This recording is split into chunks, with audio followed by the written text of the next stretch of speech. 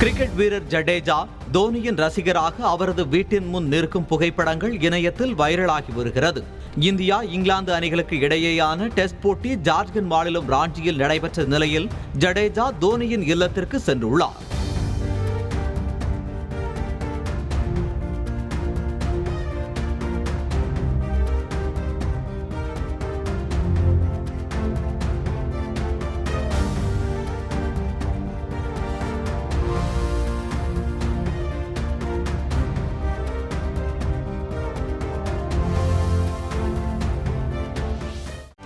செய்திகளை உடனுக்குடனும் துல்லியமாகவும் தெரிந்து கொள்ள சப்ஸ்கிரைப் பண்ணுங்க.